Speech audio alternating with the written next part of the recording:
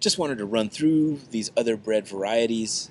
Bagels, of course, familiar to us, invented in Poland, 17th century.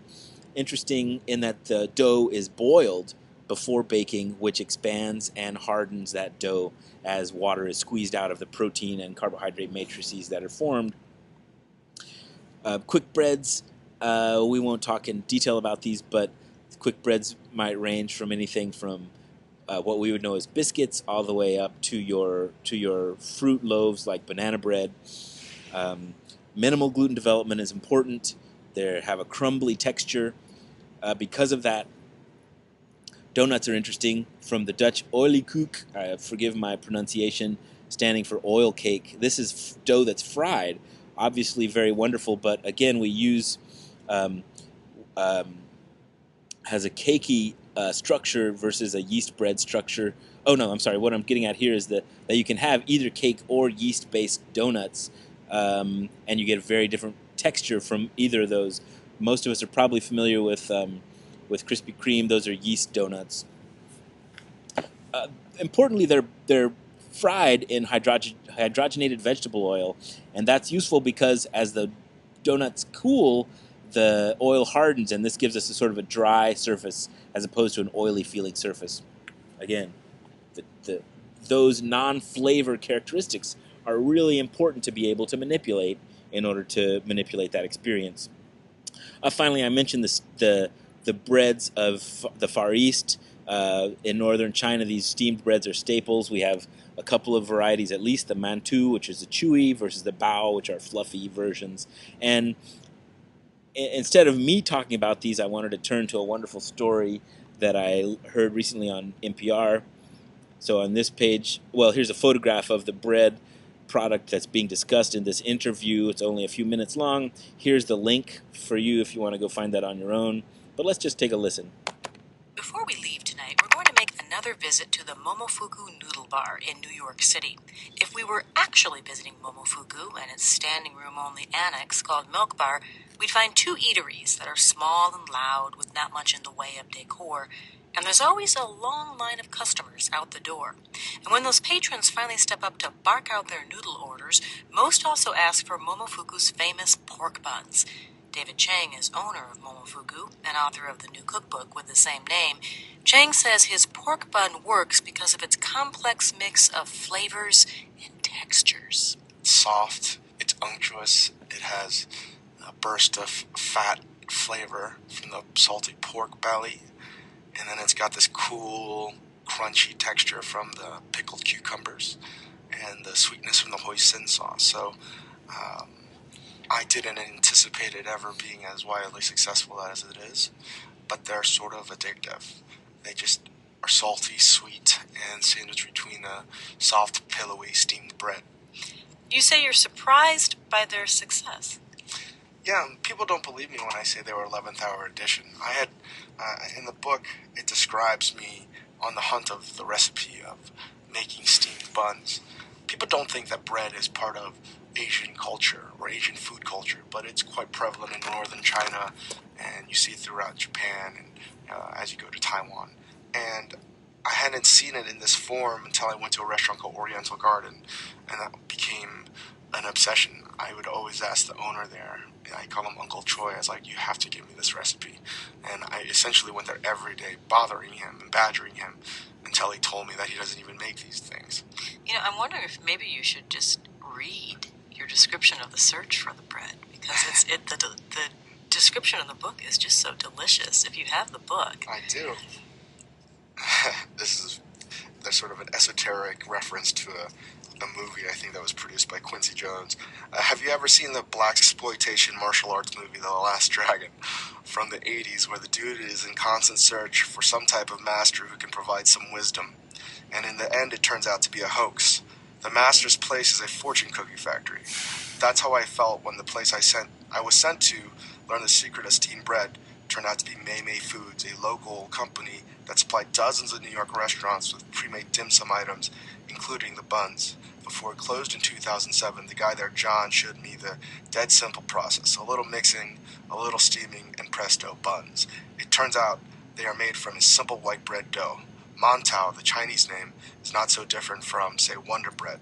That is steamed instead of baked. So when we started making it ourselves, we started to develop our own recipe and our own, essentially, white bread.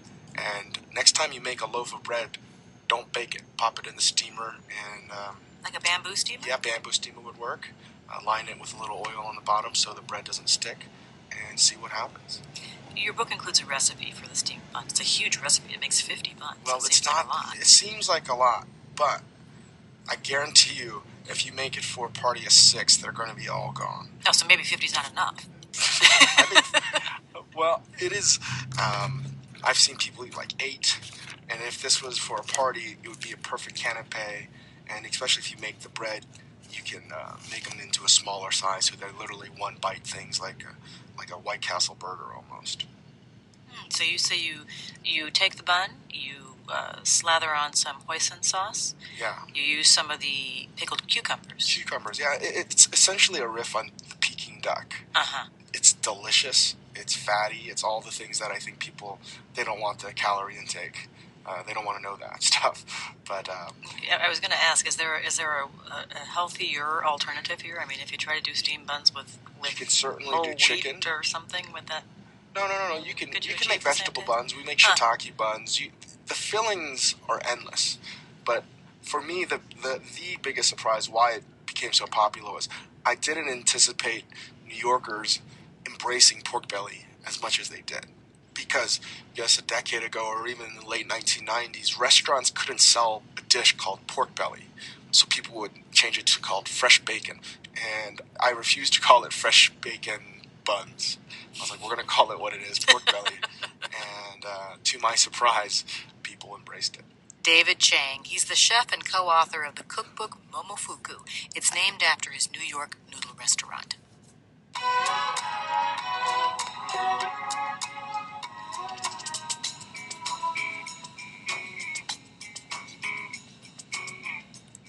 You're listening to All Things Considered from NPR News. Yeah, so what else to reiterate about the steamed buns? So this is, again, leavened bread, yeast leavened, just like you're accustomed to, but it's steamed instead of baked. Wonderful thing for you to consider exploring in your own experiments. Let's think a little bit about batters, which derive from a root meaning to beat.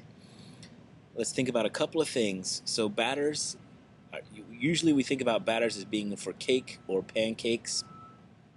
The key here being the minimal development of a gluten network, so we don't develop any chewiness, but we have to remain have a cohesive crumb without having that bready texture. The key, of course, as we mentioned before, is a low gluten flour. You can use, as is common in pancakes, buckwheat, which has a naturally low gluten content. It's not a grass, right? Not a poacea. But we also use minimal mixing. So whatever gluten is there, we're not going to agitate too much and therefore develop a glutinous texture. Typically, we'll try to have a thick batter. That's going to help with that texture. And we need good leavening. And in this case, we're talking about baking powders or baking soda organic acid mixtures. Let's distinguish these from frying batters, which are important. The important characteristic here is not only low gluten, yes, but we need to be able to adhere to the food. We need to develop a crunchy, dry crust. This again is why hydrogenated vegetable oil, we'll talk about the disadvantages of hydrogenated vegetable oil in other lectures, but might have an advantage in developing the texture of the crust that you're after. Let's see, again, we use low gluten flours, rice or corn. Also, as buckwheat are going to be low gluten, no gluten in fact. Dry dip, that is to say we can dip the food product in a cornstarch to provide an increased surface area for the batter to adhere to. That's critical for getting a proper coverage of the batter food. Let's talk for a few minutes about pasta, We mentioned pasta in a previous lecture, but let's come back. This is not bread, right? Not leavened, but still we're talking about flour and water and pretty much nothing else, although some recipes will include a little oil, some will include egg. Mostly what I talk about here is the history. Millet noodles emerged in China around 4,000 years ago, and here's an article that you can go check out from Nature. That's where this picture is derived from. The archaeology behind pinning down the emergence of noodles. Now, certainly there are plenty of noodles in the Middle East and in Italy, maybe starting 2,000 years ago, but these noodles predate that by quite a long way. These are Lamian noodles, or so the authors of the article suggest, although there's no real way to know. Lamian noodles are the noodles that we saw the chef making last week in our lecture when we watched the hand-stretched noodles.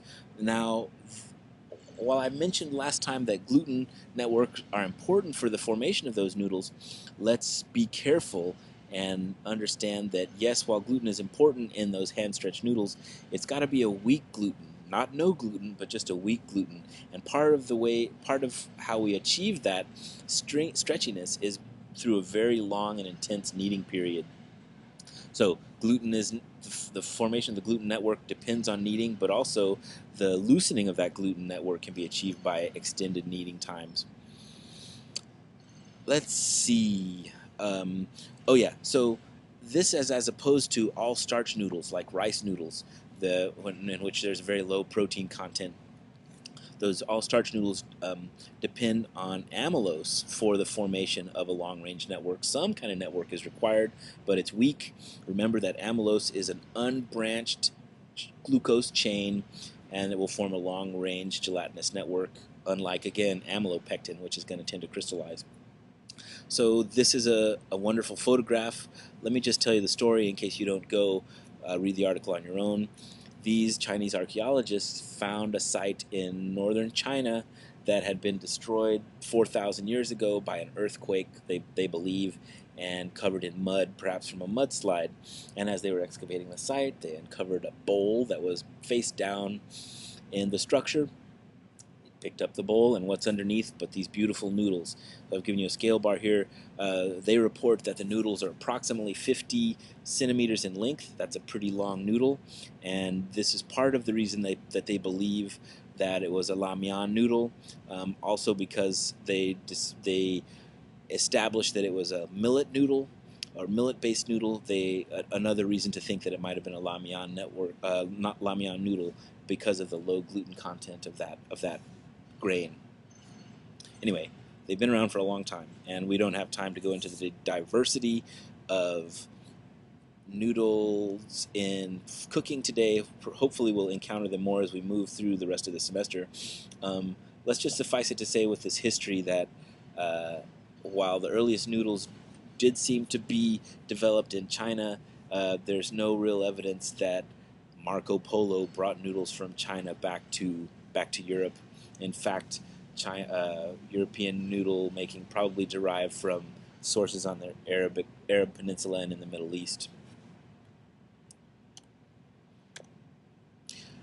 Some details about cooking pasta that have to do with the water. So we remember that pasta is dried starch and protein and can absorb quite a lot of water, and you have to be aware of that when you're deciding how much water to cook your pasta in. It's going to take up as much as almost 2 times of its weight in water. Another thing to consider when you're cooking your pasta is whether you have hard or soft water. Hard water is mineral-rich water containing carbonates of calcium and magnesium. This makes the water alkaline, and this alkaline water is more effective at dissolving the starch granules, and so we lose much of the starch that would otherwise go into our noodle to the cooking medium, to the water. It also results in the formation of very sticky noodles, as those ions, calcium and magnesium, tend to bridge between noodles, binding both to one noodle and to another, and so we get this glop out.